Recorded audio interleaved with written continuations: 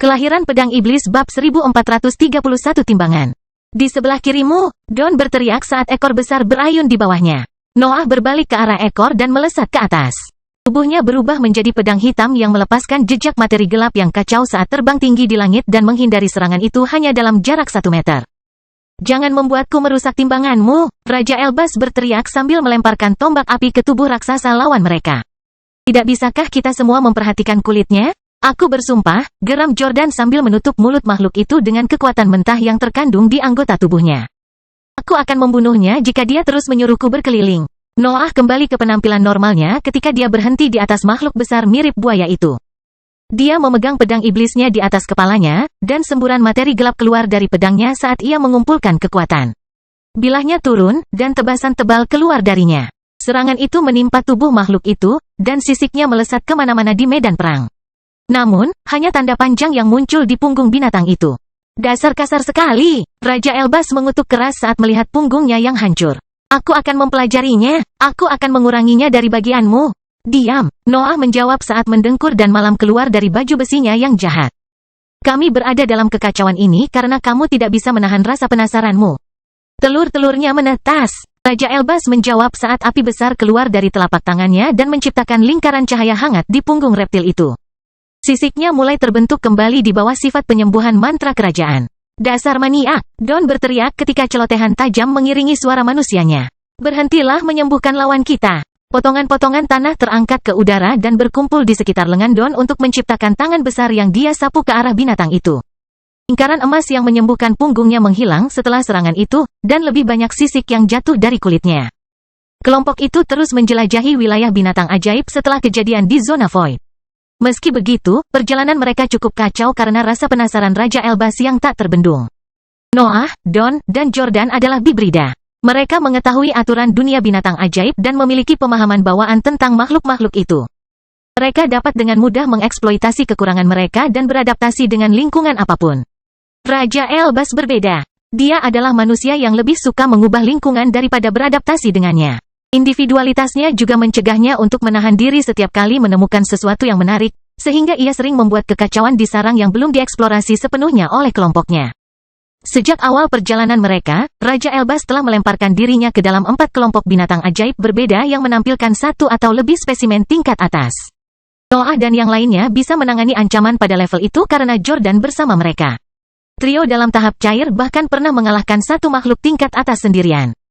Namun, binatang mirip buaya yang menyerang mereka saat itu jauh lebih tangguh dari yang mereka perkirakan. Untuk kali ini, Nuh mengetahui spesies makhluk itu. Itu adalah kadal gunung yang telah tumbuh jauh melampaui ekspektasinya. Binatang itu panjangnya 300 meter, dan ukurannya tidak mempengaruhi kelincahannya. Terlebih lagi, kadal memiliki pertahanan yang luar biasa karena kulitnya yang keras. Fakta bahwa ia berada di luar tanda setengah jalan dari tingkat atas membuat sisiknya hampir mustahil untuk ditembus oleh ketiganya dalam tahap cair. Kadal juga memiliki kemampuan bawaan yang menyebalkan. Benda itu bisa mengeluarkan zat lengket yang bahkan akan memaksa Jordan terjatuh ke tanah selama hampir 1 menit. Makhluk itu bisa membunuh siapa saja asalkan ludahnya mengenai mereka. Pertahanannya yang hebat membuatnya mampu menahan serangan apapun sambil berlari menuju mangsanya yang tertahan dan memakannya dalam 1 gigitan. Jordan memiliki peran paling berbahaya dalam pertempuran itu. Dialah satu-satunya yang cukup kuat untuk menutup mulut kadal, jadi dia tidak ragu untuk mengikuti instruksi Nuh ketika Raja Elbas tiba-tiba membangunkan makhluk itu. Menghancurkan timbangan adalah tanggung jawab ketiganya dalam tahap cair, tetapi serangan mereka berjalan lambat karena kulit kadal terlalu keras untuk hancur hanya setelah serangkaian serangan. Aku sangat ingin mencoba pedang terkutuk itu, pikir Noah sebelum melancarkan tebasan besar-besaran lagi dan memerintahkan teman-temannya untuk memulai serangan mereka. Noah tidak ingin mengungkapkan kartunya dengan Raja Elbas di antara kelompoknya. Dia menyembunyikan sebagian besar teknik terkuatnya karena kerajaan bisa menjadi musuh potensial di masa depan. Tetap saja, seni pribadinya tampil baik. Teknik gerakannya menjadi cukup cepat untuk menghindari ekor cepat makhluk itu, dan tebasannya dapat menghancurkan beberapa pecahan di setiap serangan. Hasil itu sudah luar biasa karena lawannya adalah makhluk yang mendekati bagian terakhir dari tingkat atas. Seni bela dirinya menyatu dengan bentuk iblis, materi gelap, dan kemampuan bawaannya untuk menciptakan serangan yang biasanya tidak dapat diluncurkan oleh seorang kultivator pada levelnya. Bahkan Don pun merasa kaget saat melihat Noah. Serangan mereka sepertinya berada pada level yang sama, tetapi ada kesenjangan besar antara level kultivasi mereka. Noah baru saja meninggalkan dasar tahap cair sementara Dawn mendekati terobosan ke tahap padat. Domain bayangan juga akan berhasil di sini, Noah mengutuk dalam benaknya ketika dia memikirkan tentang teknik yang tidak dia izinkan untuk digunakan. Nuh membungkuk ke depan dan berubah menjadi pedang saat dia terbang menuju kadal. Materi gelap terakumulasi di pedangnya saat dia membangun momentum yang cukup untuk menembus kulit makhluk itu. Malam berlalu bersamanya, dan mendengkur melingkarkan tubuh bagian bawahnya di sekitar kepala makhluk itu sementara ia meluncurkan sinar gelapnya ke punggung binatang itu. Gerakan itu membebaskan Jordan dari tekanan dan memungkinkannya untuk menjaga kadal tetap diam. Ketajaman meledak di area tersebut ketika Noah mendarat di kepala kadal. Luka terbentuk di langit setiap kali auranya berhasil mempengaruhi lingkungan. Nuh mendapati dirinya berada di atas kepala kadal setelah benturan. Pedang iblis berhasil membuat sayatan kecil pada makhluk itu, dan dia tidak segan-segan mengisi luka itu dengan asap dan api korosif. Malam menyusul setelahnya. Ia menukik ke dalam luka dan memotong apapun yang bisa dilakukannya sebelum pertahanan bawaan kadal memaksanya mundur. Nuh kembali melancarkan gelombang asap dan api korosif pada saat itu, tetapi makhluk itu segera memaksanya meninggalkan tubuhnya. Raja Elbas akhirnya menyerah untuk menyimpan material tersebut dan mulai menyerang dengan serius. Dia memenuhi seluruh area dengan tombak api yang menghujani punggung makhluk itu. Serangannya tiada henti, dan dia juga memodifikasi sifat apinya agar lebih efektif dalam pertarungan. Dawn menciptakan anggota tubuh besar yang dia kenakan seolah-olah itu adalah baju besi sebelum melancarkan serangannya. Dia tidak membatasi dirinya pada tanah. Tangan atau lengan logam raksasa akan menutupi sosoknya dan melepaskan gelombang kejut setiap kali dia mengayunkannya. Jordan membantu serangan dengan menyemburkan api merah. Dia tidak pernah membiarkan kadal membuka mulutnya, dan apinya sering merusak kulitnya. Keempatnya memanfaatkan keunggulan numerik mereka sepenuhnya. Mereka menyeret pertarungan cukup lama hingga membuat Lizard terkena serangan mereka yang tiada henti. Kelahiran Pedang Iblis Bab 1432 Danau Putih. Saya pikir Anda bergabung dengan kami untuk mengambil keuntungan dari masalah kami, kata Dawn kepada Raja Elbas yang tidak tertarik. Tetapi Andalah satu-satunya yang selalu menyebabkan kekacauan. Kamu mempunyai kesadaran superior terhadap 3 bibrida yang kamu miliki, Jordan menambahkan sambil memijat pelipisnya. Tetapi kamu terus mengabaikan evaluasi kami untuk mengejar kepentinganmu. Aku tidak akan memaafkanmu jika perilakumu akhirnya membunuh salah satu dariku. Baik, Raja Elbas mengabaikan kedua bibrida itu. Beberapa lensa melayang di depannya saat dia mengamati kadal gunung yang sangat besar. Keingintahuannya begitu besar bahkan Dawn dan Jordan pun menyerah pada keluhan mereka yang mulai membedah mayat tersebut. Noah tidak ikut dalam percakapan itu. Perilaku Raja Elbas membuatnya kesal, tetapi manfaat yang dia bawa bagi kelompok tidak dapat disangkal. Selain itu, masalah tersebut merupakan kelemahan normal dalam situasi tersebut. Segalanya bisa terjadi sesuai keinginannya hanya ketika dia benar-benar sendirian. Pengetahuan Raja Elbas sangat luas.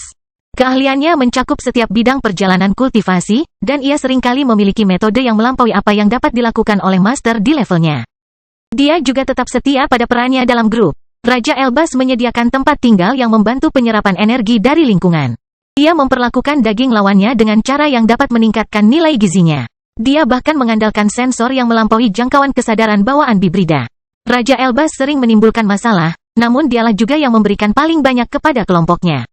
Noah dan yang lainnya biasanya membatasi diri untuk menawarkan kehebatan bertarung mereka untuk kebutuhan tim mereka. Jordan membedah binatang itu dan membagi tubuhnya menjadi 4 bagian. Raja Elbas menerima bagian terbesar, namun ia menggunakan metodenya untuk meningkatkan kualitas tubuh secara keseluruhan. Kelompok tersebut sudah terbiasa dengan prosedur tersebut pada saat itu, sehingga mereka tidak keberatan menunggu beberapa bulan sebelum mengumpulkan bagiannya. Manfaat yang diberikan oleh proses ini sangat besar. Menyerah pada perbaikan gratis itu adalah hal yang bodoh. Nuh menyelam lebih dalam ke sarang kadal sementara teman-temannya sibuk dengan mayatnya.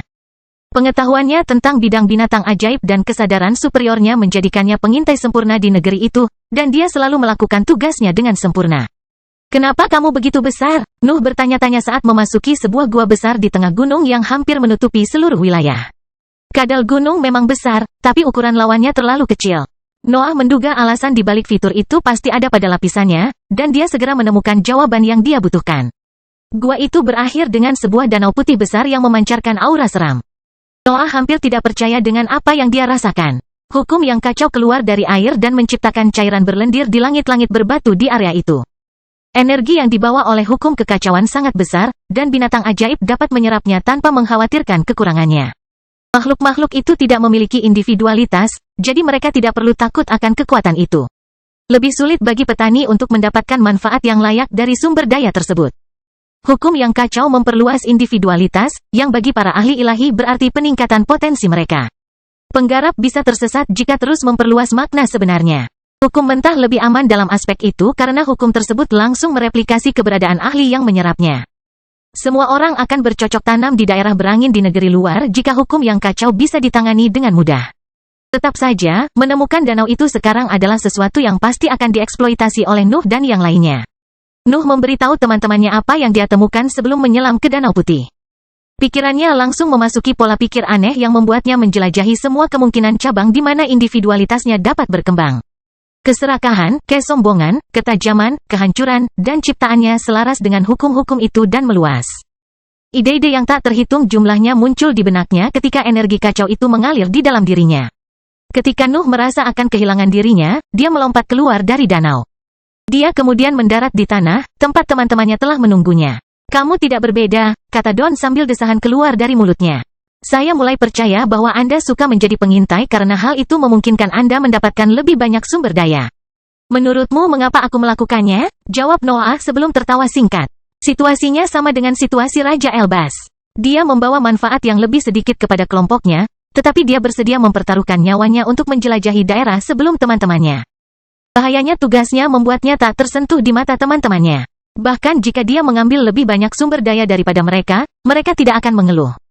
Kurasa sudah waktunya untuk menetap sebentar, Jordan menyimpulkan sambil melemparkan jubahnya ke samping dan mandi telanjang di Danau Putih. Dia tidak melirik siapapun, tetapi Noah dapat merasakan bahwa perhatiannya tertuju padanya. Dia ingin melihat reaksinya, tetapi Noah hanya bisa memikirkan pencapaiannya baru-baru ini saat itu. Hal yang sama tidak berlaku untuk Don, yang dengan cepat meniru Jordan dan membuang jubahnya sebelum menyelam ke dalam danau. Sikap itu sepertinya tidak membuat Jordan kesal karena dia mengeluarkan tawa jujurnya sebelum fokus pada hukum yang kacau. Pendekatan Raja Elbas terhadap Danau Putih berbeda. Dia mengambil serangkaian wadah dari cincin luar angkasanya dan mengisinya dengan hukum kacau sebelum keluar dari gua. Begitu dia kembali ke kaki gunung, dia mengambil 2 tempat tinggal portabel dan memasuki tempat yang paling mewah. Noah sudah terbiasa dengan perilaku itu. Dia memasuki kediaman kedua bahkan tanpa berterima kasih kepada Raja Elbas dan dengan cepat mulai berkultivasi.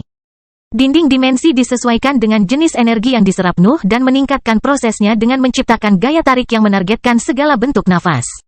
Tempat tinggal tersebut jauh lebih baik daripada dunia luar dalam hal kecepatan budidaya. Mereka dapat membantu siapapun berlatih lebih cepat, dan itu adalah fitur hebat untuk orang seperti Noah. Namun, meskipun budidayanya berjalan lancar, tubuhnya meningkat jauh lebih cepat daripada pusat kekuatan lainnya. Pertumbuhannya pesat dalam periode terakhir sejak Nuh berhasil terbang di tingkat atas. Kecepatan itu masih dalam jangkauan bibrida dewa yang berbakat, tetapi Nuh tahu bahwa itu sudah sangat luar biasa baginya. Tubuhnya sesempurna mungkin, jadi tumbuh sesuai standar normal sungguh luar biasa. Kelompok tersebut menetap di kaki gunung selama bertahun-tahun. Sungguh sia-sia meninggalkan Danau Putih, jadi mereka memutuskan untuk tetap di sana sampai mereka kehabisan hukum kacau yang ditawarkannya. Prosesnya memakan waktu cukup lama karena mereka harus istirahat lama dari danau untuk menstabilkan individualitas mereka. Tidak mudah mengendalikan perluasan keberadaan mereka dengan sumber daya yang begitu menarik di dekat mereka. Lebih baik mengikuti pelatihan secara perlahan. Setelah mereka mengeringkan danau, Noah dan yang lainnya melanjutkan perjalanan. Wilayah kekuasaan binatang ajaib jauh lebih besar daripada wilayah manusia, jadi mereka belum menjelajahi daratan yang tak terhitung jumlahnya. Kelahiran Pedang Iblis bab 1433 Pulau Terapung. Sulit untuk melacak perjalanan waktu di negeri abadi. Langit putih tidak pernah gelap, dan setiap sesi latihan bisa berlangsung selama beberapa dekade. Noah dan yang lainnya bahkan bertarung melawan makhluk kuat yang membutuhkan waktu berminggu-minggu untuk dibunuh. Jadi mereka tidak pernah repot-repot menghitung berapa tahun yang telah mereka habiskan bersama. Perjalanan berjalan lancar. Dengan Noah sebagai pengintai, kelompok tersebut selalu menghindari area yang terlalu berbahaya bagi kekuatan mereka. Selain itu, sebagian besar binatang ajaib bergerak menuju wilayah perbatasan, jadi mereka jarang bertemu dengan daratan yang ditempati oleh makhluk peringkat 8. Jumlah sumber daya yang terkumpul pada periode itu sangat besar. Setiap perburuan yang berhasil menghasilkan banyak mayat dan material yang disembunyikan di sarang mereka. Pengetahuan Raja Elbas juga memungkinkan mereka mengenali hal-hal berharga yang mungkin terlewatkan oleh para bibrida. Noah memiliki begitu banyak sumber daya sehingga dia melanjutkan produksi massal instabilitas selama masa istirahatnya. Dia bahkan mulai menciptakan senjata sekali pakai baru yang lebih cocok dengan domain bayangan. Kemajuannya pada periode itu konsisten. Tubuh dan dantiannya terus meningkat, dan dia terus meningkatkan jumlah materi gelap yang tersimpan di dalam rune bolanya untuk menjaga perluasan pikirannya tetap berjalan. Perjalanan itu membuahkan hasil, dengan satu-satunya kelemahan Nu adalah menyembunyikan tekniknya yang paling kuat. Periode itu juga memberinya waktu untuk menyempurnakan beberapa proyeknya. Seni bela diri dan mantranya membutuhkan perhatian terus-menerus, tapi dia memahami penggunaan Shadow Doman dengan cukup baik saat dia terus berlatih. Bahkan eksperimennya dengan perwujudan kekuatan mulai menunjukkan kemajuan nyata setelah ia menghabiskan waktu berabad-abad menguji berbagai kombinasi energi. Hanya masalah Blood Companion barunya yang masih dalam tahap awal. Nuh memiliki standar yang tinggi dalam hal sahabat darahnya.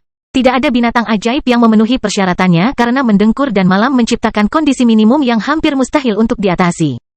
Meskipun Nuh tidak membatasi pencariannya pada makhluk dengan bakat kegelapan, penelitiannya tidak meyakinkan.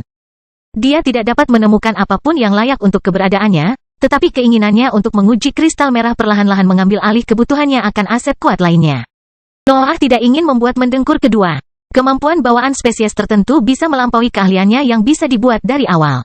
Malam adalah buktinya. Nuh hanya meningkatkan keterampilannya dan menghilangkan kelemahan terbesarnya, tetapi kekuatannya berasal dari spesiesnya. Kesadaran yang harus dimiliki oleh Blood Companion juga merupakan sebuah masalah. Nuh memilih ular albino dalam hal mendengkur karena dia telah memastikan bahwa makhluk itu memiliki pikiran yang cocok untuk ciptaannya. Namun, Nuh sekarang membutuhkan binatang ajaib di tingkat dewa, dan makhluk di tingkat itu mungkin sulit untuk ditaklukkan. Mereka juga bisa mencoba menipu atau mengkhianatinya karena mereka tidak hanya mengandalkan naluri saja. Kecerdasan mereka bertentangan dengan Nuh dalam proyek itu. Itu adalah sesuatu yang tidak bisa dia hindari ketika berhadapan dengan binatang ajaib di tingkat dewa. Sudah menjadi sifat alami mereka untuk mencari kebebasan, dan level mereka memberi mereka lebih banyak peluang untuk meraihnya. Kemampuan yang dibawa oleh ciptaannya adalah masalah lain. Mendengkur sudah menampilkan hal terbaik yang bisa ditawarkan materi gelap, jadi Noah tidak tahu apa yang harus diberikan kepada Blood Companion kedua yang seluruhnya terbuat dari energi lebih tinggi. Noah akhirnya memutuskan untuk menahan rasa penasarannya untuk beberapa waktu lagi. Lagi pula, dia sedang menjelajahi wilayah binatang ajaib. Peluangnya untuk menemukan spesimen yang bagus sangat tinggi, dan dia memiliki terlalu sedikit kristal merah untuk disia-siakan dalam eksperimen yang tidak berguna. Saat ini, Noah, Don, Jordan, dan Raja Elbas sedang melarikan diri dari sekumpulan badak perak yang menampilkan 15 spesimen di tingkat atas. Raja Elbas kembali membuat kekacauan saat dia melihat tanduk perak mereka.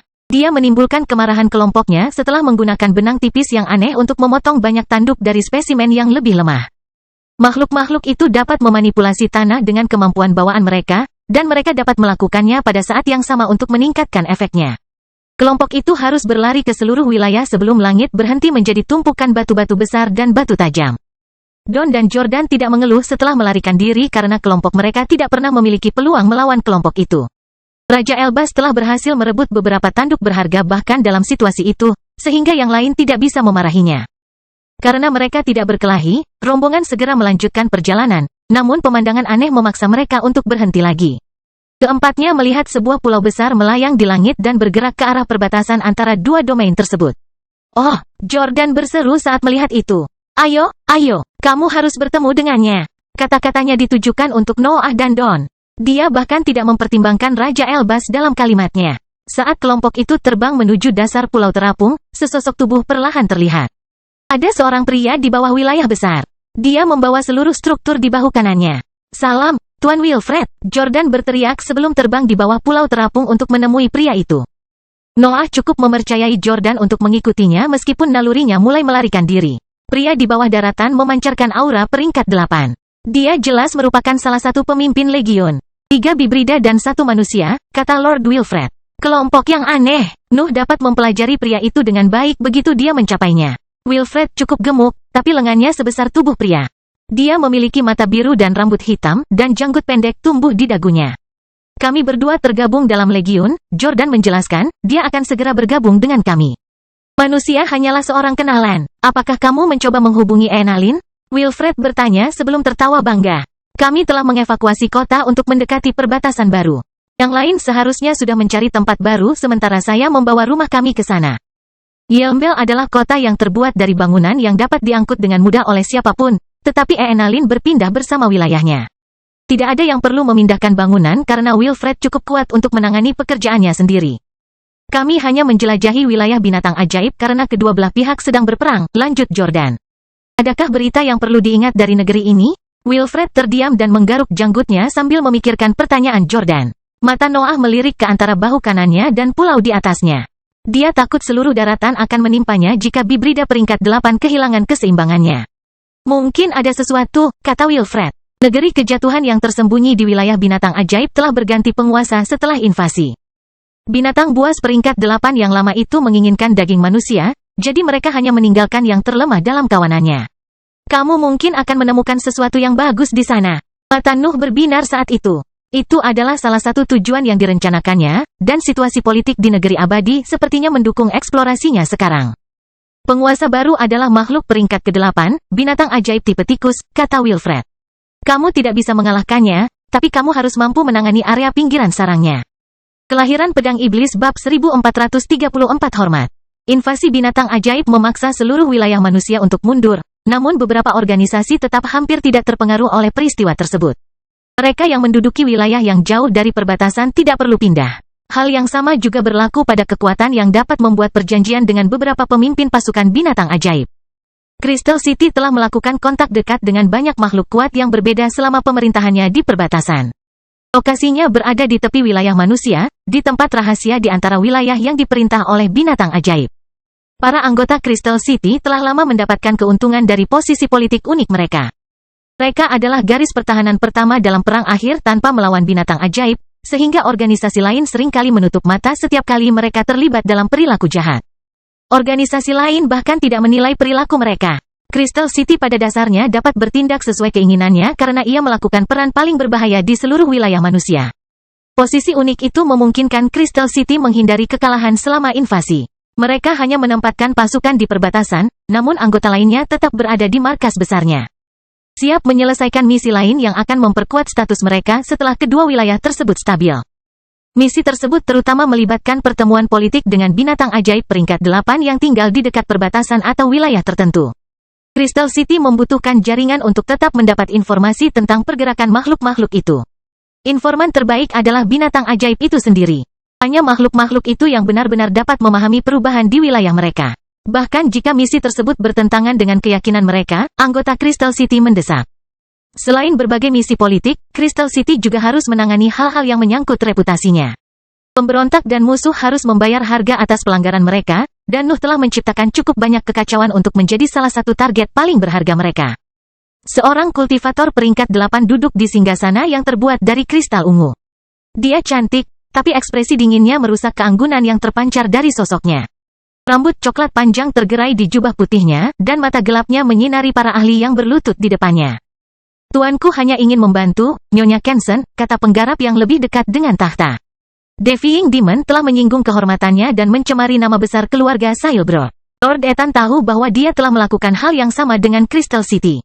Kunjungan kami hari ini adalah ekspresi sederhana dari niat baiknya. Ekspresi Nyonya Kenson tidak berubah. Matanya bahkan tidak tertuju pada kultivator yang berlutut. Namun, ada sosok yang segera datang dari belakang tahta dan membahas masalah tersebut. Apakah Lord Ethan berpikir bahwa Crystal City tidak dapat menangani satu Bibrida pun? Kata Nona Kenson sambil berhenti di samping ibunya. Justru sebaliknya, Lord Ethan sangat menghormati kekuatan yang dimiliki pasukanmu, jawab kultivator yang berlutut itu. Namun, kamu harus mengakui bahwa iblis penentang ini bukanlah Bibrida sederhana. Seluruh Guild Boss Fan kalah dari dia dan temannya yang kuat. Nona Kenson tidak segera menjawab jawaban itu. Dia mengingat kembali tatapan dingin Noah, dan ingatan itu masih mampu membuat bulu kuduknya merinding.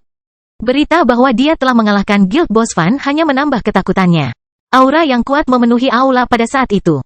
Kristal yang membuat keseluruhan ruangan mulai bersinar dan memantulkan warna putih. Bahkan Nona Kenson merendahkan suaranya di depan tekanan itu. Dia hanya bisa menunjukkan rasa hormatnya yang sebesar-besarnya ketika ibunya hendak berbicara.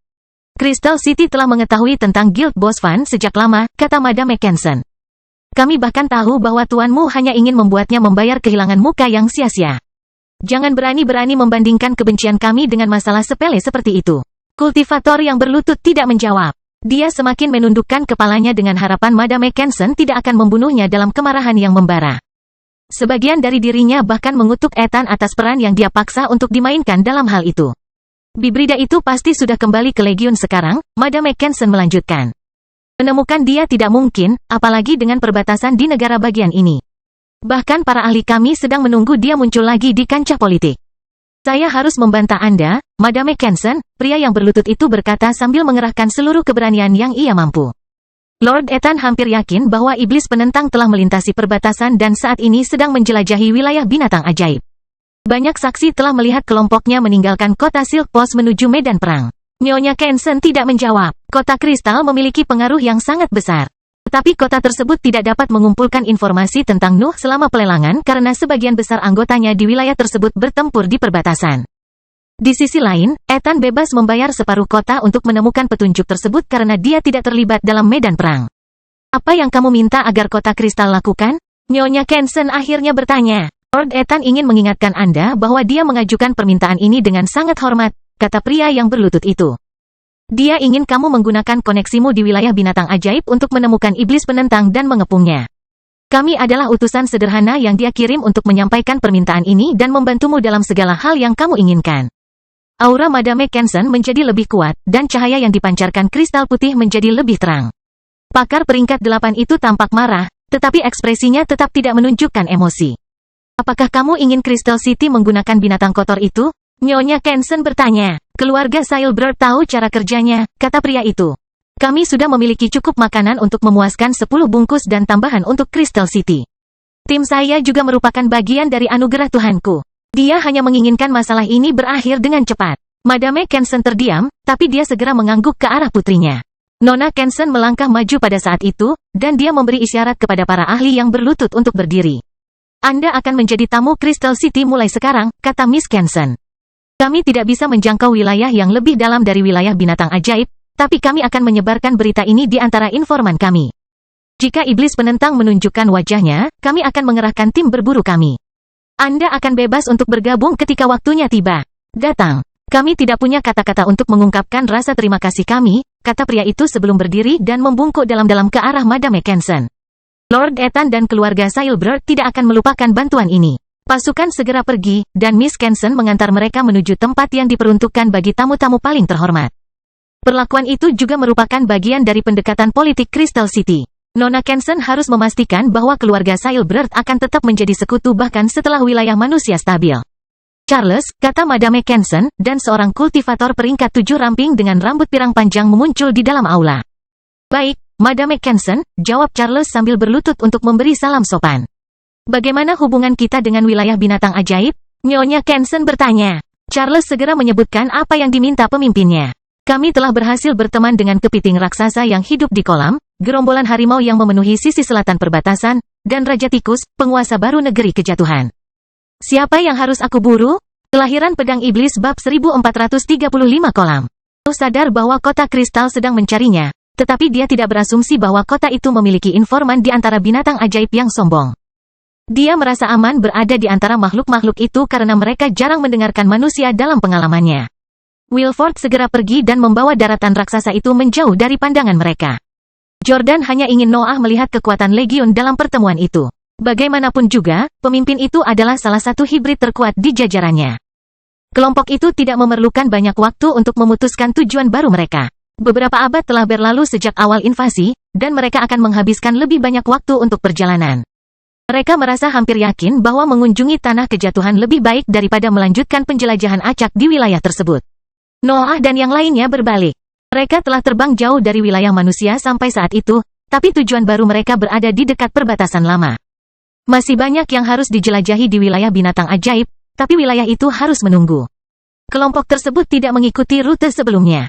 Mereka terbang dalam garis lurus menuju negeri kejatuhan, melewati negeri-negeri yang belum pernah mereka jelajahi, dan mereka tidak segan-segan mengunjunginya satu persatu. Kesialan mereka segera berlanjut. Don dan Jordan sudah terbiasa dengan tingkah laku Raja Elbas sehingga mereka tidak mengeluh lagi. Mereka memutuskan untuk mengurangi bagian keuntungannya setiap kali dia membuat kekacauan. Noah juga belajar untuk menahan informasi dari kerajaan setiap kali dia melihat sesuatu yang dapat memicu rasa penasarannya. Dia mulai memahami individualitas Raja Elbas dengan cukup baik pada periode itu, jadi dia mengubah laporannya berdasarkan apa yang dia temukan selama penjelajahannya sendirian. Perjalanan kembali ke negeri kejatuhan terus memberikan keuntungan yang berharga. Pengalaman pertempuran yang terakumulasi pada periode itu memungkinkan Nuh dan yang lainnya untuk mengenang seni mereka, dan metode Raja Elbas memberi mereka kesempatan untuk berkembang dengan cepat. Tahun-tahun yang bermanfaat berlalu ketika kelompok tersebut melanjutkan petualangan panjang mereka. Tim kerja mereka bahkan meningkat setelah beberapa saat, tetapi mereka dapat menunjukkan nilai sebenarnya hanya jika Raja Elbas setuju untuk bekerja sama. Ketika perbatasan semakin dekat, kelompok tersebut mulai merasakan kembali kekerasan pertempuran di jarak jauh. Seseorang masih hidup, meskipun invasi hampir berakhir. Namun, Noah dan yang lainnya mengabaikan medan perang itu untuk fokus mencapai tujuan mereka. Sebuah kolam besar terbentang dalam pandangan mereka ketika mereka berada beberapa daerah jauhnya dari tanah kejatuhan. Air keruh memantulkan cahaya putih langit dan menyembunyikan bahaya yang tersembunyi di kedalamannya. Serangkaian tanaman ajaib dengan akar panjang memenuhi tepi kolam dan berbagai binatang ajaib menghuni area di sekitarnya. Kelompok yang lebih kecil itu memiliki makhluk tingkat atas sebagai pemimpinnya, dan mereka selalu menghindari kolam selama kehidupan sehari-hari. Nuh dapat segera melihat bahwa pemimpin sebenarnya dari wilayah tersebut ada di dalam kolam. Indranya juga memberinya gambaran tentang kekuatannya. Hanya makhluk di peringkat ke-8 yang bisa membuat begitu banyak binatang ajaib tingkat atas takut terhadap air. Kelompok tersebut dengan cepat memutuskan bahwa mereka juga akan menghindari kolam tersebut, tetapi air keruh tersebut menarik perhatian mereka ketika mereka terbang di atasnya. Mereka berempat dapat merasakan bahwa mereka menyembunyikan sesuatu yang berharga. Pikiran mereka sepertinya hampir tertarik oleh cahaya merah redup yang menciptakan bintik-bintik kecil di permukaan. Tak perlu dikatakan lagi, Raja Elbas adalah orang pertama yang mendekati kolam tersebut. Dia tidak mengandalkan perilaku sembrononya karena dia takut pada makhluk peringkat 8 yang tersembunyi di bawah air, tapi perasaan itu tidak menghentikan rasa penasarannya. 8 lensa keluar dari cincin luar angkasanya saat dia melayang di atas kolam dan memeriksa kedalamannya. Gumaman keluar dari mulutnya saat berbagai teori terbentuk di dalam pikirannya. Yang mengejutkan kelompok tersebut, Raja Elbas bergabung kembali dengan rekan-rekannya alih-alih terlibat dalam pertempuran sembrono lainnya. Tampaknya kehadiran monster peringkat 8 cukup membuatnya takut untuk membuatnya tetap dalam mode bertahan hidup. Kebenaran di balik perilakunya ternyata berbeda. Raja Elbas memang takut dengan makhluk peringkat 8, tapi dia juga telah melihat sesuatu yang berharga yang tidak bisa dia rebut sendiri. Menurutku dasar kolam berisi banyak warisan garis darah, Raja Elbas mengumumkan setelah dia bergabung kembali dengan yang lain. Mereka tampaknya menjadi bagian dari sarang pemimpin. Mereka bahkan mungkin menjadi fitur penting di balik kekuatan spesiesnya. Apakah kamu berhasil memahami spesies pemimpinnya? Noah bertanya saat pupil vertikalnya menyusut. Keserakahannya meroket begitu dia mendengar kata warisan garis darah. Mau tidak mau Nuh menginginkan sumber daya itu sepanjang keberadaannya. Tidak, Raja Elbas mengakui. Perairan itu membawa aura pemimpin peringkat 8. Itu adalah bagian dari keberadaannya, dan lensaku tidak bisa menembusnya. Kamu perlu memeriksanya. Aku mungkin punya rencana untuk merebut warisan garis darah tanpa memperingatkan binatang itu. Bagaimana kamu bisa mendapatkan sesuatu seperti itu? Yordania bertanya. Ini bukanlah masalah yang dapat dipengaruhi oleh keahlianmu. Makhluk peringkat 8 adalah dunia yang berbeda dari makhluk yang berada di peringkat ke-7. Don mengangguk mendengar kata-katanya, dan Noah juga menunjukkan ekspresi ragu. Dia mempercayai keahlian dan penilaian Raja Elbas, tapi dia berbicara tentang mencuri dari makhluk peringkat 8. Wajar jika menebak-nebak usulan kerajaan. Kalian para bibrida berpikir bahwa indera superior kalian tidak ada duanya, kata Raja Elbas sebelum menghela nafas keras. Energi mentalmu membawa gelombang spesifik yang mencerminkan keberadaanmu. Hal yang sama terjadi pada binatang ajaib dan auranya, tapi menipu makhluk itu cukup mudah. Ide yang tak terhitung jumlahnya muncul di benak Nuh, tetapi dia tidak dapat membayangkan apa rencana Raja Elbas. Ada batasnya seberapa banyak yang bisa dilakukan oleh keahlian seseorang, terutama ketika perbedaan kekuatannya begitu signifikan. Anda memiliki jubah penyelubung yang mampu menyembunyikan kehadiran Anda, kata Raja Elbas, tetapi bersembunyi berbeda dengan menyatu. Saya dapat membuat tali yang dapat menyatu dengan lingkungan dan muncul sebagai bagian dari masalah area ini. Satu-satunya masalah adalah bahwa aku tidak tahu persis sifat aura pemimpinnya. Apakah kamu yakin bisa melakukan ini? Nuh bertanya lagi. Nuh menyukai gagasan untuk mendapatkan warisan garis darah, tetapi dia tidak akan mengumpulkan informasi kecuali Raja Elbas merasa yakin dengan misinya. Satu kesalahan dapat mengingatkan pemimpin dan membuat mereka bertarung melawan makhluk peringkat 8. Itu tidak mungkin terjadi. Positif, jawab Raja Elbas. Tetap saja, semuanya akan bergantung pada seberapa detail deskripsimu. Semakin banyak fitur yang bisa kamu temukan, semakin akurat pula penjelasanku. Nuh hanya dapat menerima misi tersebut pada saat itu. Dia tidak bisa menyerah pada sumber daya yang dapat meningkatkan pikirannya dengan cepat. Warisan garis darah sangat berharga dan langka sehingga setiap penggarap akan membayar sejumlah uang untuk mendapatkannya. Don, Jordan, dan Raja Elbas tetap tinggal saat Nuh mengaktifkan jubahnya dan terbang di atas kolam. Kerajaan bahkan meminjamkan akal sehatnya setelah Nuh menyelesaikan penjelajahan putaran pertamanya. Melalui lensanya, Noah dapat mengamati tanda merah di permukaan dengan lebih baik. Itu berasal dari kristal-kristal kecil yang tergeletak di dasar kolam, dan pikirannya hampir bisa merasakan berbagai keinginan yang terkandung di dalamnya. Sebagian dari dirinya hampir berharap Raja Elbas salah, tapi dia harus mengakui bahwa evaluasinya tepat sasaran. Kolam itu berisi banyak warisan garis darah, dan kelompok itu harus menemukan cara untuk mencurinya sekarang. Kelahiran Pedang Iblis bab 1436 memancing. Pengetahuan Nuh tentang bidang binatang ajaib menyatu dengan kesadaran superiornya saat dia mempelajari dasar kolam melalui lensa Raja Elbas. Cahaya merah samar yang terpancar dari warisan garis darah mengalihkan perhatiannya, tapi dia tidak melupakannya. Studi dan pengalamannya memungkinkan dia menciptakan beberapa teori berharga tentang lingkungan tersebut. Lingkungan tidak membawa jejak pertempuran, jadi warisan garis darah pasti merupakan fitur bawaan dari spesies misterius itu. Makhluk-makhluk itu harus sangat cerdas dan merasakan emosi yang kuat untuk melahirkan tontonan seperti itu. Mereka juga harus sering mati dan mengendalikan rasa lapar untuk melestarikan sarangnya. Banyak nama muncul di benak Nuh. Detail spesies yang hanya dia dengar dalam legenda dan laporan lama muncul dari lautan mentalnya dan menciptakan daftar kemungkinan makhluk yang dapat menghuni lingkungan tersebut. Kera kesiar adalah spesies paling cerdas yang dia kenal, tapi makhluk itu tidak akan hidup di bawah air. Jawabannya ada di tempat lain, di dalam pengetahuan yang tidak pernah bisa ditawarkan oleh tingkat yang lebih rendah. Cahaya redup tidak berhasil menyelesaikan dasar kolam, dan airnya yang keruh juga menghalangi pemeriksaan Nuh.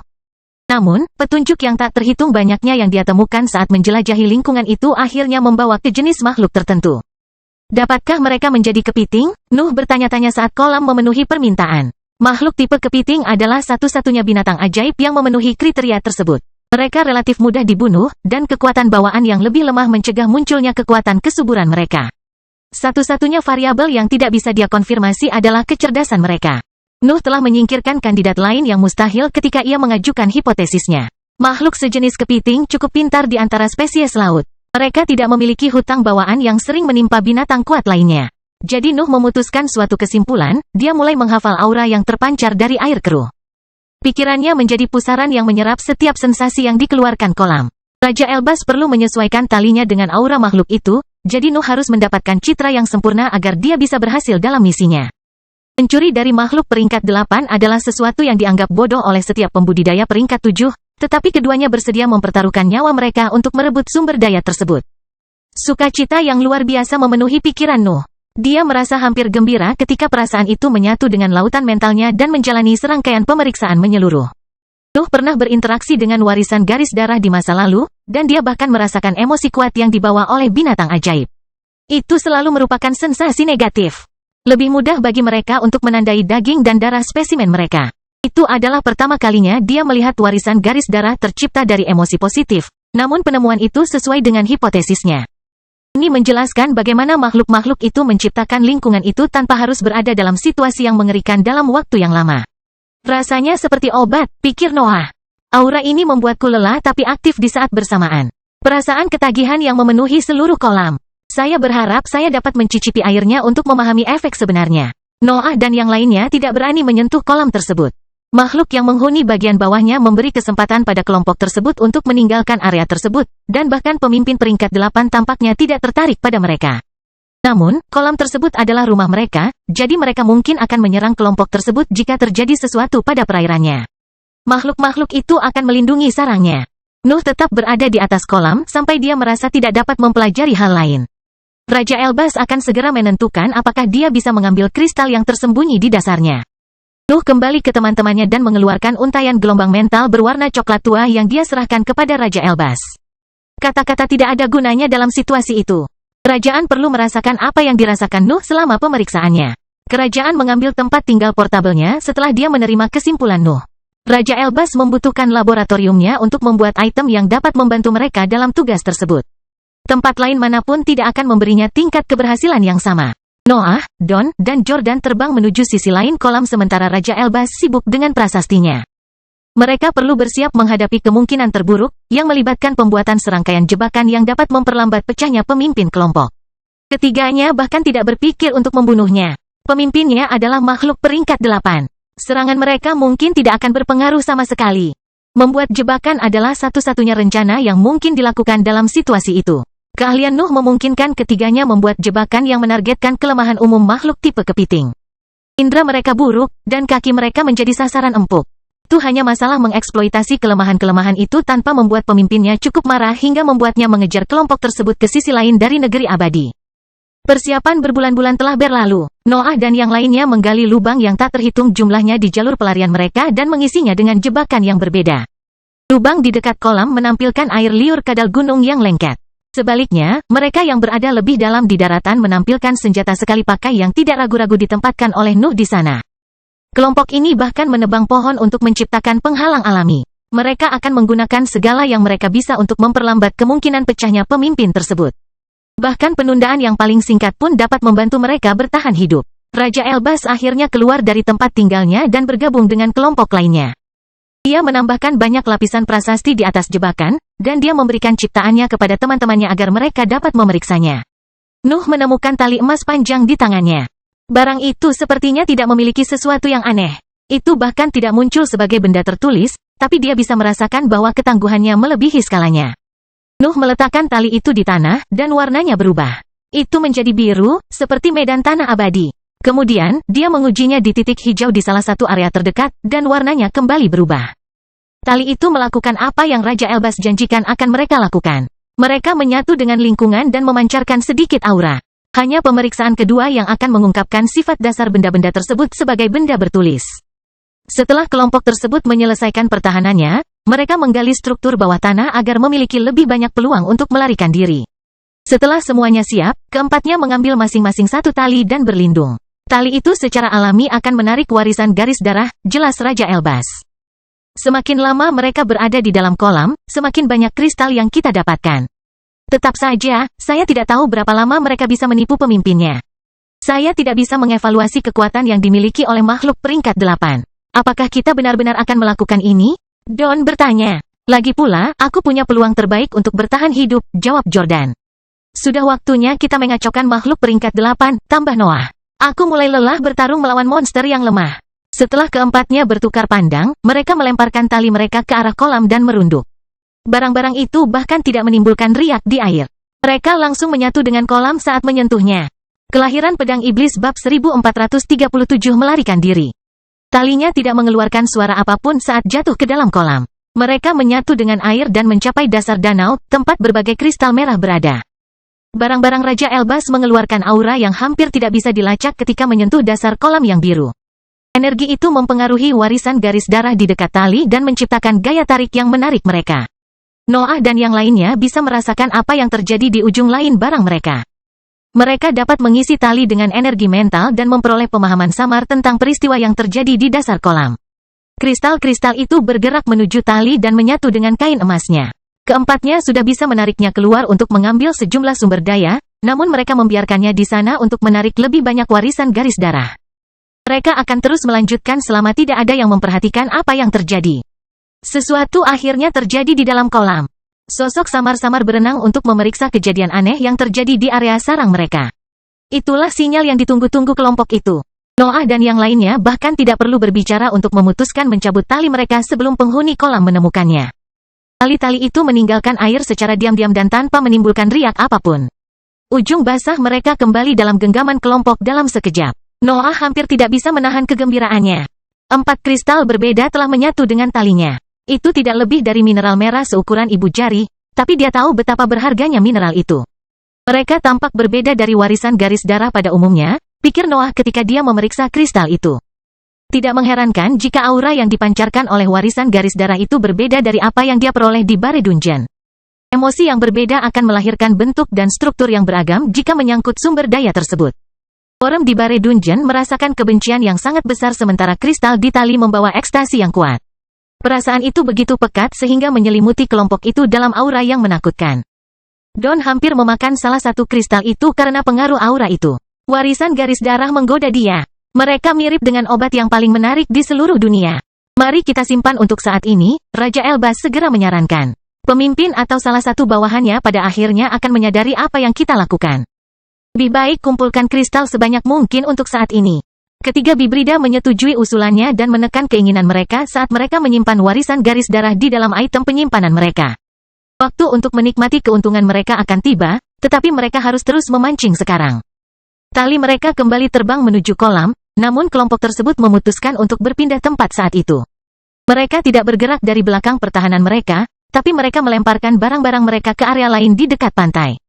Hal yang sama terjadi lagi. Tali itu melepaskan auranya dan menarik warisan garis darah. Ketika bayangan mulai muncul di indera kelompok, Noah dan yang lainnya menarik kembali barang-barang itu dan memeriksa perolehan mereka. Proses itu berlangsung beberapa saat. Kelompok itu tidak punya alasan untuk berhenti sampai sesuatu yang buruk terjadi, jadi mereka terus menangkap warisan garis darah selama 1 jam penuh. Kemudian, riak memenuhi permukaan kolam, dan 4 tali segera terbang keluar. Lari, kata Noah dengan tenang sebelum berbalik untuk melarikan diri. Perhatiannya tetap tertuju padanya, tapi tubuhnya dengan cepat berubah menjadi pedang hitam yang melepaskan materi gelap saat terbang melintasi wilayah tersebut. Teman-temannya bereaksi dengan cepat. Jordan melompat mundur saat sepasang sayap bersisik keluar dari punggungnya dan membuatnya menembus seluruh wilayah dalam waktu kurang dari sekejap. Don menyelam menuju bangunan bawah tanah untuk melarikan diri, dan Raja Elbas berubah menjadi lautan api yang menutupi sebagian besar area. Kelompok tersebut tidak perlu melihat ancaman untuk mengetahui bahwa ancaman itu akan datang. Bahkan naluri bertahan hidup Raja Elbas mulai menjerit ketika sesosok tubuh besar bangkit dari kolam dan mengungkapkan kekuatannya ke wilayah tersebut. Nuh bisa melihat bagaimana seekor kepiting biru raksasa keluar dari kolam menyebarkan auranya ke lingkungan. Kegembiraan yang luar biasa memenuhi seluruh wilayah dan perairan di sekitarnya bereaksi terhadap pengaruhnya. Pemimpinnya akhirnya muncul. Binatang ajaib peringkat 8 telah keluar dari lingkungannya untuk memburu Nuh dan anggota kelompok lainnya. Kepiting itu panjangnya hampir 300 meter. Ia memiliki 4 cakar yang hampir sebesar tubuhnya, dan 8 kaki besar keluar dari kolam saat ia bergerak menuju ahli yang melarikan diri. Serangkaian aliran deras yang berputar muncul dari kolam dan jatuh ke pantai. Cahaya keemasan segera memenuhi lingkungan dan mencoba membutakan makhluk itu untuk sesaat. Ketika kecemerlangan menghilang, kelompok tersebut dapat melihat bahwa jebakan pertama telah gagal. Arus deras telah menghancurkan seluruh pantai dan sebagian besar prasasti yang ditempatkan di sana. Raja Elbas telah menciptakan lebih banyak pertahanan di area itu, tetapi serangan makhluk peringkat 8 saja telah meledakkan mereka bahkan sebelum mereka dapat mengaktifkannya. Kepiting melihat api emas dan tidak ragu untuk mengikutinya. Kakinya menembus pantai yang hancur saat mereka menyeret tubuhnya keluar dari kolam.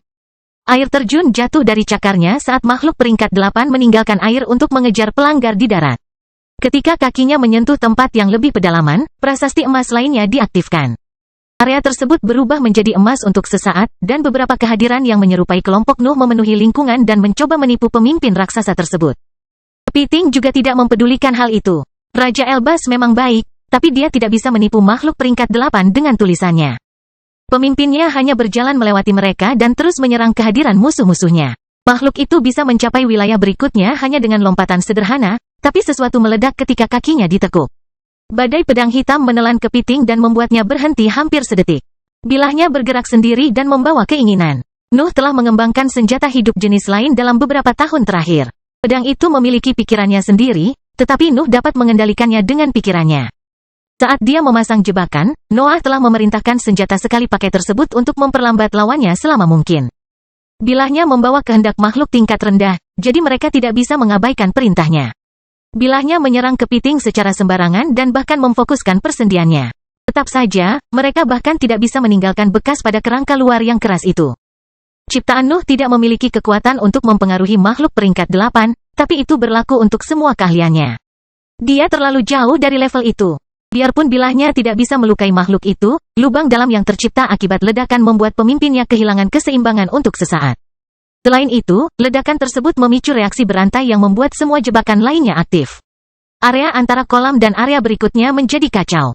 Cahaya keemasan, ledakan, awan hitam, pedang, paku, garis bersinar, dan banyak lagi memenuhi sebidang tanah dan menghalangi kemajuan pemimpin. Keempatnya segera tidak dapat melihat kepiting raksasa itu lagi, tetapi mereka tidak pernah melambat. Ekstasi intens yang memenuhi wilayah itu masih ada, dan mereka harus mempertahankan fokus penuh pada kondisi mental mereka untuk terus melarikan diri dengan kecepatan penuh. Kelahiran Pedang Iblis Bab 1438 Kebisingan. Suara dentang yang memekakkan telinga keluar dari kekacauan yang memenuhi area dekat kolam. Noah, Don, Jordan, dan Raja Elbas merasakan palu menghantam pikiran mereka setiap kali suara itu bergema di lingkungan dan mencapai sosok mereka. Tidak peduli teknik apa yang mereka gunakan. Suara dentang melukai pikiran mereka dan mencoba memperlambat pelarian mereka. Namun, keempatnya mengerahkan seluruh kekuatan dalam kesadaran mereka untuk tetap tenang dan fokus meninggalkan wilayah tersebut. Darah mulai mengalir di hidung Noah. Suara dentang tersebut berhasil meredam teriakan nalurinya dan memaksanya menggunakan seluruh fokusnya agar teknik gerakannya tetap aktif. Para ahli lainnya berada dalam situasi serupa. Bahkan Jordan tidak bisa lepas dari luka-lukanya ketika lawannya adalah binatang ajaib peringkat 8. Ledakan terus bergema di area yang kacau itu. Perangkap itu terus meledak, dan kekuatan yang terpancar darinya membuat langit melengkung. Keempat ahli telah mengumpulkan begitu banyak energi di tempat itu sehingga tanah abadi berjuang untuk menahannya. Tetap saja, itu pun tidak bisa menghentikan kepiting raksasa. Sosoknya yang sangat besar akhirnya keluar dari area yang berantakan dan mengungkap sumber suara dentang yang mempengaruhi para ahli. Cakar kepiting saling membentur dan mengeluarkan suara yang memekakkan telinga. Mereka menyerupai gunung kecil saat bergerak ke kiri dan ke kanan untuk menciptakan gelombang suara yang kuat. Tanah biru mulai runtuh saat gelombang suara terus menyebar ke seluruh area. Retakan terbuka, dan binatang ajaib yang lebih lemah mati di bawah tekanan yang dipancarkan oleh suara itu. Makhluk peringkat 8 adalah bencana berjalan, dan kepiting mengekspresikan kekuatannya dengan sempurna. Bahkan jika serangan jarak jauhnya tidak tepat, gelombang suaranya mampu menimbulkan kerusakan yang sangat besar. Namun, kepiting harus menerima kenyataan ketika meninggalkan aura berantakan. Tidak ada lagi yang mencoba menghalangi kesadarannya, tapi ia tidak bisa merasakan aura musuhnya. Banyaknya jebakan yang membuatnya kehilangan waktu tidak lebih dari 3 detik. Namun waktu itu sudah cukup bagi kelompok tersebut untuk lepas dari jangkauan indranya.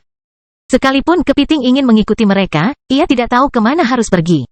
Kepiting melepaskan diri ke tanah pada saat itu. Ia menghantamkan cakarnya yang besar ke medan biru dan menciptakan kekacauan sebanyak mungkin. Beberapa binatang yang lebih lemah di daerah terdekat mati ketika gelombang kejut yang dipancarkan serangannya mencapai mereka. Seluruh kelompok bahkan meninggalkan sarangnya untuk menghindari nasib yang sama.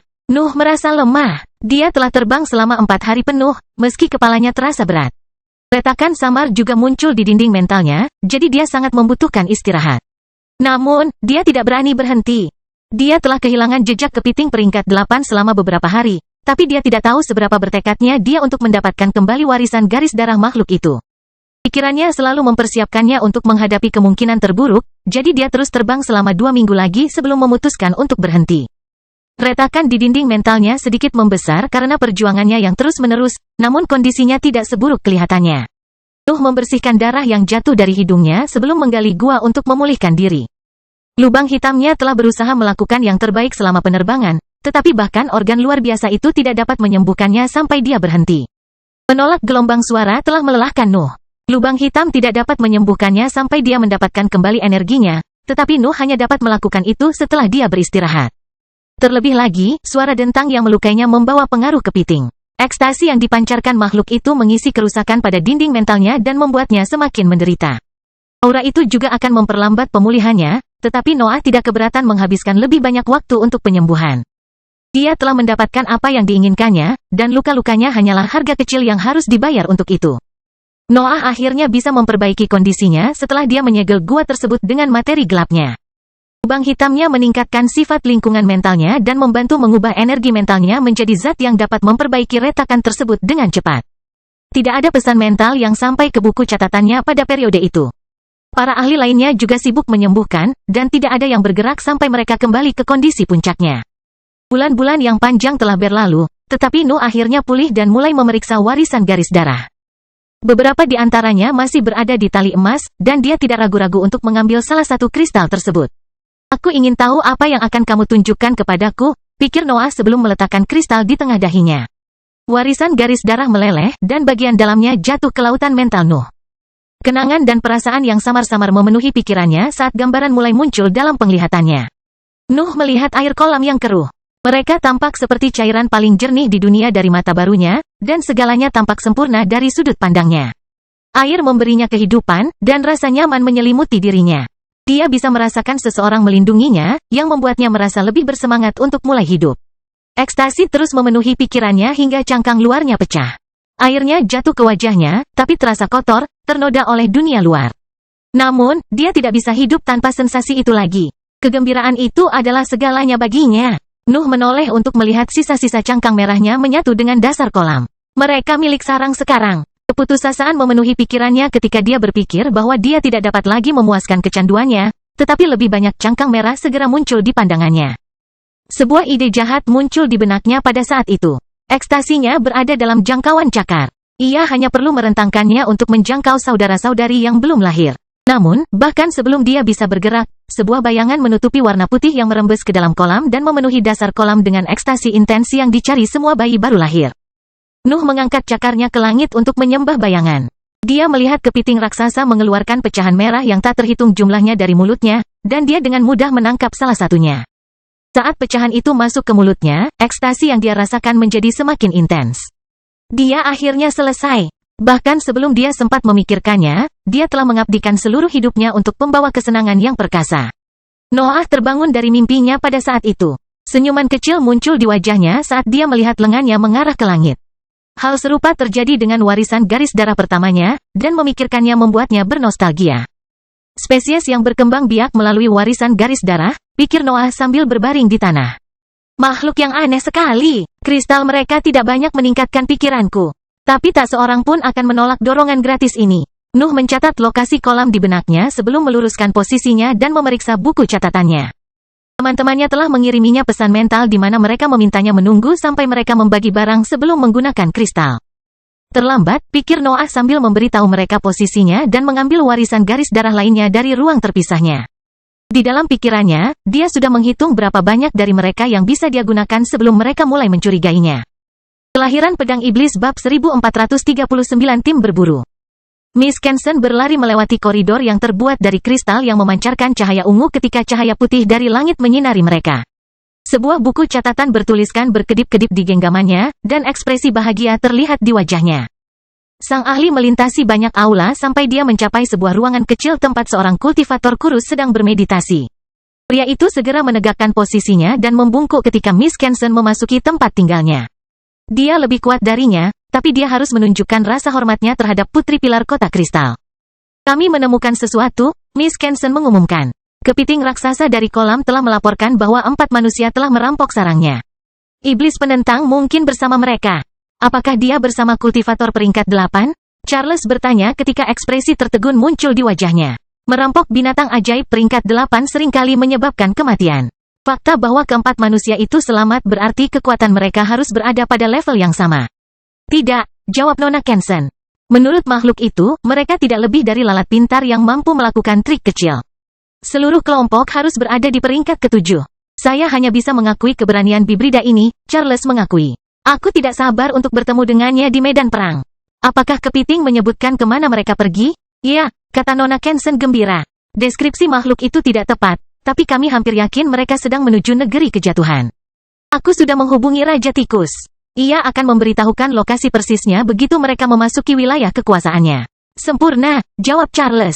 Aku akan mengumpulkan timku. Aku juga akan membawa tim Lord Ethan bersamaku. Memperkuat persahabatan kita dengan keluarga Sailbird hanya akan menguntungkan Crystal City. Apa kamu yakin? Nona Kensen bertanya. Membawa kepala iblis penentang kembali ke istana sudah cukup. Kita harus berhati-hati terhadap orang luar. Mereka tidak tahu berapa banyak kompromi yang harus kita buat mengenai wilayah kekuasaan binatang ajaib. Mereka tidak akan mengerti. Yang harus dilakukan, kata Charles ketika senyum dingin muncul di wajahnya, atau kita akan memaksa mereka untuk menerimanya. Nona Kensen mengangguk dan meninggalkan ruangan sebelum Charles dapat membungkuk sopan lagi. Senyuman dinginnya menghilang setelah dia pergi, dan wajah tanpa ekspresi menggantikannya. Charles merasa ada yang tidak beres. Defying Demon telah berada di negeri abadi kurang dari 1 milenium. Tapi dia sudah bentrok dengan banyak kekuatan. Dia bahkan menemukan teman yang kuat dan ceroboh, yang biasanya mengisyaratkan sesuatu yang bisa membuat perburuannya merepotkan. Sekelompok pembudidaya peringkat 7 yang mencuri dari sarang makhluk peringkat 8, bisik Charles pada dirinya sendiri. Wilayah binatang ajaib kehilangan kekuatannya. Kota kristal akan segera memiliki kekuatan untuk merebut kembali tanah itu. Charles berganti pakaian, mengenakan salah satu jubah putih bertulis Crystal City, dan meninggalkan kamarnya. Buku catatan bertuliskannya muncul di tangannya, dan berbagai pesan mental mengalir ke dalam benda itu saat dia berjalan menuju tempat tinggal para tamu Madame Kensen. Ekspresi sedikit jijik muncul di wajahnya ketika dia melihat keadaan para pengawal Lord Ethan. Kota kristal telah menyediakan semua yang mereka minta, tetapi mereka menghabiskan seluruh waktu di dalam istana untuk minum anggur dan melakukan perilaku tercela. Tidak kusangka kekuatan lain masih bergantung pada guild, kata Charles tanpa menyembunyikan rasa jijiknya. Para penggarap di pemukiman tersebut segera meluruskan posisinya dan membersihkan area tersebut sebelum melapor kepada Charles. Satu-satunya ahli panggung yang solid di sekitar mereka mendekati anggota Crystal City dan membungkuk sopan sebelum menunggunya berbicara. Kami telah menemukan sesuatu, kata Charles. Mungkin Defying Demon, Anda akan bergabung dengan tim saya untuk berburu. Saya harap ini tidak menjadi masalah. Tentu saja, jawab pria di panggung solid, tetapi ekspresi ragu segera muncul di wajahnya. Dengan segala hormat, bukankah menurutmu membawa serta timmu terlalu berlebihan? Iblis penentang hanyalah bibrida tahap cair. Aku punya 8 tentara yang berada di level yang sama. Charles menatap jauh ke dalam mata coklat pria itu sebelum menghela nafas. Dia bisa melihat betapa entengnya organisasi-organisasi yang jarang berperang dalam menghadapi situasi seperti itu. Pendekatan itulah yang menjadi alasan utama di balik banyaknya pemberontak. Namamu? Charles bertanya. Percival, jawab ahli panggung yang solid. Baiklah, Percival, kata Charles.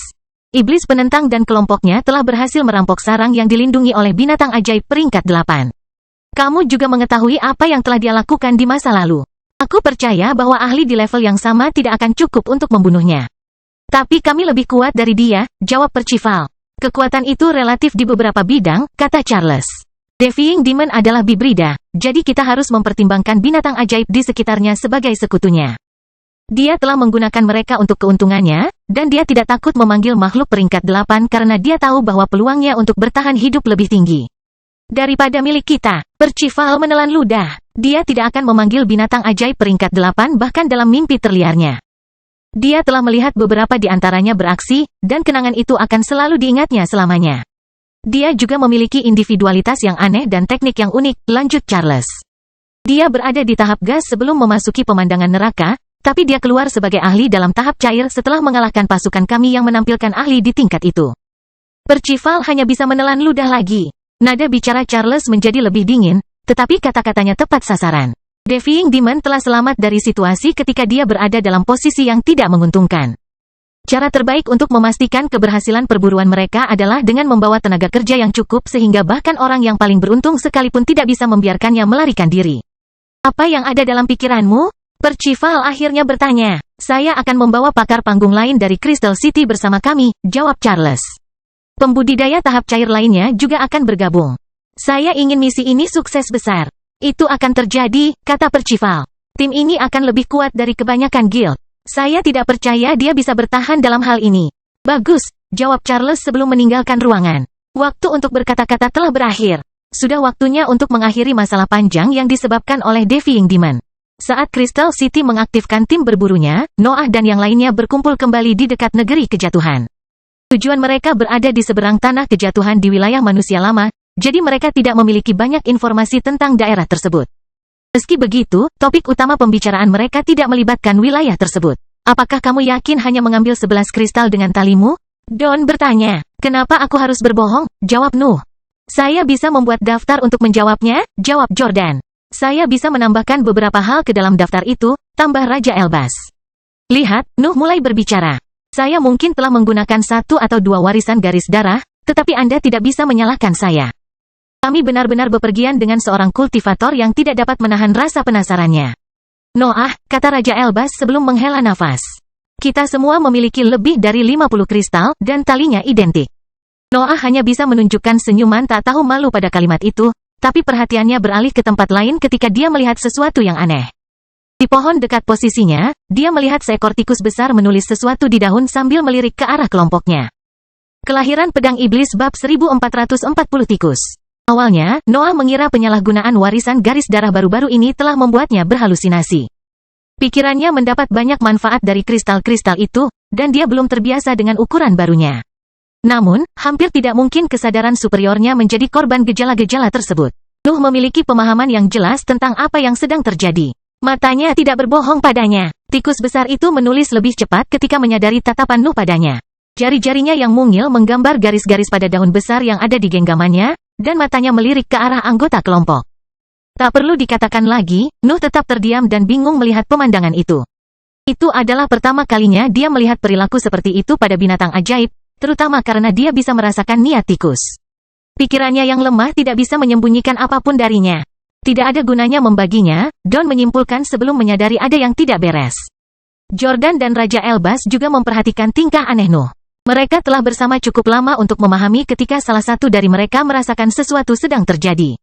Aura mereka langsung melebar saat mereka menoleh untuk melihat ke arah tatapan Noah. Tikus membeku ketika merasakan 4 pasang mata tertuju padanya. Hidungnya bergetar saat berpura-pura menjadi hewan biasa yang sedang memeriksa lingkungan, namun daunnya jatuh saat beraksi. Daun itu berputar saat jatuh ke tanah. Bagian depannya hanya muncul sesaat, namun keempat ahli tersebut tidak lupa menghafal gambar di permukaannya. Tikus telah menggambarkan gambar wajah mereka yang hidup. Tatapan keempat ahli itu kembali tertuju pada tikus, yang kembali membeku. Awalnya ia mencoba melanjutkan aksinya, namun gelombang mental yang terbang ke arahnya memaksanya untuk menyerah pada pendekatan itu. Keheningan berlalu sebelum tikus meninggalkan dahannya untuk menyelam menuju daun. Jeritan keras keluar dari mulutnya saat jari-jari pendeknya meraih gambarnya. Nuh yang pertama bereaksi. Tubuhnya berubah menjadi pedang hitam yang melepaskan materi gelap saat dia menembak ke arah tikus yang jatuh. Keduanya bertemu ketika binatang itu menyentuh tanah, dan tangan Nuh tertembak untuk menangkapnya. Anehnya, Nuh gagal mengambil tikus tersebut. Makhluk itu berlari ke kejauhan begitu kakinya menyentuh tanah, tidak meninggalkan apapun untuk ditangkap. Binatang itu bahkan berhasil merebut daun itu sebelum melarikan diri dan terus mengeluarkan jeritan keras. Seberapa cepat? Nuh bertanya-tanya sambil mengejar tikus. Tikus adalah binatang ajaib sederhana di tingkat menengah. Tingginya 2 meter dan ditutupi bulu coklat. Kaki kecil berwarna merah muda keluar dari rambutnya, dan 2 gigi tajam mencuat dari mulut kecilnya. Makhluk itu tampaknya tidak istimewa. Bahkan terlihat relatif lemah karena ukurannya yang kecil. Namun, kecepatannya luar biasa. Ia bahkan mampu menyamai teknik gerakan Noah dalam hal akselerasi mentah. Nuh melanjutkan pengejarannya sambil menerjemahkan jeritan itu ke dalam pikirannya. Dia perlahan-lahan mencapai tikus karena dia lebih cepat daripada makhluk yang berlari jauh. Tetap saja, tangisannya tidak membuatnya merasa senang akan hal itu. Tikus meminta bantuan, tetapi Nuh bisa merasakan nadanya yang tidak mementingkan diri sendiri. Makhluk itu tidak mau menyelamatkan dirinya sendiri. Ia ingin rekan-rekannya mengambil daun itu, dan ia bersedia memberikan nyawanya untuk menyelesaikan tugas itu. Sangat jarang melihat sikap tidak mementingkan diri sendiri di dunia kultivasi, terutama jika menyangkut binatang ajaib. Makhluk-makhluk itu akan menyerahkan nyawanya hanya ketika seorang pemimpin memaksa mereka berkorban demi keuntungannya, namun tikus tampaknya memiliki tujuan yang lebih besar dalam pikirannya. Nuh akhirnya mencapai tikus, dan tangannya pun tak henti-hentinya meraihnya saat itu. Namun, tiba-tiba sebuah bayangan berlari di bawah makhluk itu dan mengambil daun itu dalam genggamannya. Yang lainnya, Nuh berteriak dalam benaknya. Setelah efek akselerasinya hilang, Noah dapat melihat bahwa bayangan itu terdiri dari tikus besar lainnya. Makhluk itu mendengar pekikan rekannya dan datang membantunya menyelamatkan daun itu. Dari mana asalnya? Noah bertanya-tanya saat ia melesat ke arah tikus kedua tanpa melepaskan tikus pertama. Nuh ingin menginterogasi makhluk-makhluk itu. Perilaku mereka terlalu aneh, dan spesies mereka cocok dengan apa yang Wilfred katakan kepada mereka tentang negeri kejatuhan. Binatang-binatang itu pasti menjadi bagian dari kelompok yang menghuni tempat tujuan mereka. Sama seperti mereka ingin memahami siapa mereka, Nuh ingin mengumpulkan informasi tentang tikus. Nuh dengan cepat mencapai tikus kedua, tetapi hal yang sama terjadi. Dia menangkap makhluk itu, tapi tikus ketiga berlari ke bawahnya dan merampas daun itu. Tampaknya binatang-binatang itu tidak ada habisnya. Cukup dengan ini, pikir Noah saat kepala reptil mendengkur keluar dari dadanya dan menelan kedua tikus di tangannya.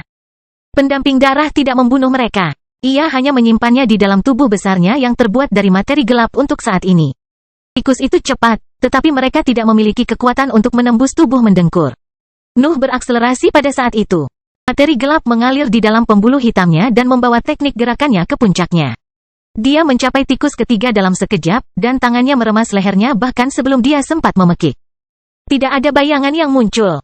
Nuh terlalu cepat. Dia melihat sesuatu bergerak di kejauhan, tapi dia telah tiba sebelum makhluk itu dapat mencapai temannya.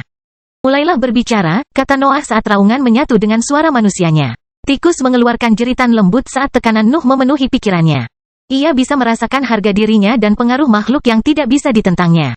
Jika ia tetap berada dalam genggamannya terlalu lama, ia akan menumpahkan segalanya.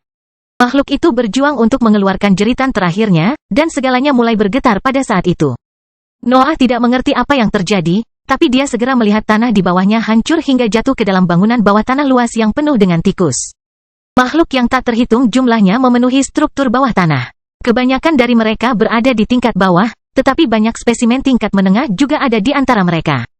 Mereka adalah pasukan yang Nuh tidak dapat rasakan sampai tanahnya runtuh. Struktur bawah tanah meluas hingga beberapa kilometer. Nuh memahami bahwa kelompoknya telah lama berada di dalam wilayah tikus. Mereka sudah menyerbu. Tikus melompat keluar dari bangunan bawah tanah dan mengerumuni Nuh. Dia tidak bisa melawan arus itu bahkan jika dia melambaikan jari-jarinya yang melengkung untuk membunuh makhluk sebanyak mungkin. Darah memenuhi sekelilingnya, tetapi gelombang pasang tidak ada habisnya.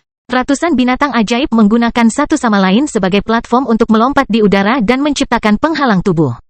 Noah meludahkan api yang membakar penghalang itu. Tikus yang tak terhitung jumlahnya mati segera setelah apinya memenuhi lingkungan, namun makhluk-makhluk itu berhasil membuatnya diam selama beberapa detik sekarang.